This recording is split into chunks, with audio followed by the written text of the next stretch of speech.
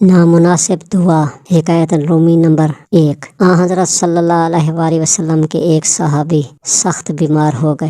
شدت ضعف کی وجہ سے اٹھنے بیٹھنے سے بھی معذور ہو گئے۔ حضور پاک صلی اللہ علیہ وآلہ وسلم عیادت کے لیے ان کے گھر تشریف لے گئے۔ بیمار صحابی نے جب آپ صلی اللہ علیہ وآلہ وسلم کو دیکھا تو خوشی سے نئی زندگی محسوس کی اور ایسا معلوم ہوا کہ جیسے کوئی مردہ اچانک زندہ ہو گیا ہو۔ زہے نصیب اس بیماری نے تو مجھے خوش نصیب کر دیا، جس کی بدولت میرے غریب خانے کو شاہ دو عالم صلی اللہ علیہ وآلہ وسلم کے پائے اقدس چومنے کی سعادت حاصل ہوئی۔ اس صحابی نے کہا، اے میری بیماری اور بخار اور رنج و غم اور اے درد اور بیداری شب، تجھے مبارک ہو باسبب تمہارے اس وقت نبی پاک صلی اللہ علیہ وآلہ وسلم میری عیادت کو میرے پاس تشریف لائے۔ جب آپ صلی اللہ علیہ وآلہ وسلم ان کی عیادت سے فارغ ہوئے تو آپ صلی اللہ علیہ وآلہ وسلم نے ارشاد فرمایا، تمہیں کچھ یاد ہے کہ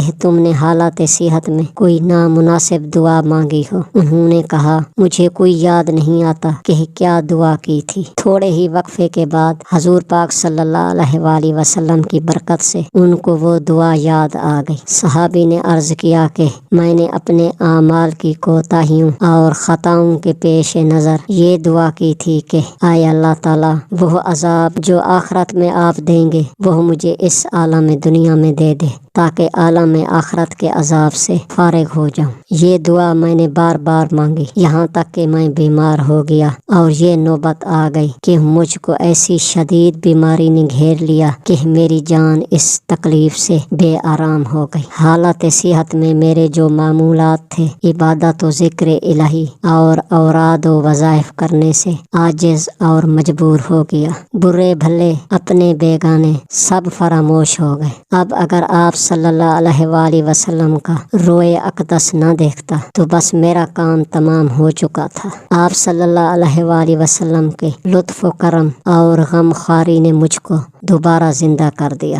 اس مضمون دعا کو رسول اللہ صلی اللہ علیہ وآلہ وسلم نے سن کر ناراضگی کا اظہار فرمایا اور منع فرمایا کہ آئندہ ایسی نامناسب دعا مت کرنا۔ یہ آداب بندگی کے خلاف ہے کہ انسان اپنے مولا سے بلا و عذاب طلب کرے۔ انسان تو ایک کمزور چیونٹی کی مانند ہے، اس میں یہ طاقت کہاں کہ آزمائش کا اتنا پہاڑ اٹھا سکے۔ صحابی نے عرض کی، اے شاہ دو عالم صلی اللہ علیہ وآلہ وسلم، میری 1000 بار توبہ کہ آئندہ کبھی ایسی بات زبان پر لاؤں۔ حضور پاک صلی اللہ علیہ وآلہ وسلم، میرے ماں باپ آپ صلی اللہ علیہ وآلہ وسلم پر قربان، اب آئندہ کے لیے میری رہنمائی فرمائیں۔ آپ صلی اللہ علیہ وآلہ وسلم نے اس کو نصیحت فرمائی، اے اللہ، دنیا میں بھی ہمیں بھلائیاں عطا فرما اور آخرت میں بھی ہم کو بھلائیاں عطا فرما۔ اللہ تمہاری مصیبت کے کانٹوں کو گلشن راحت میں تبدیل کر دے،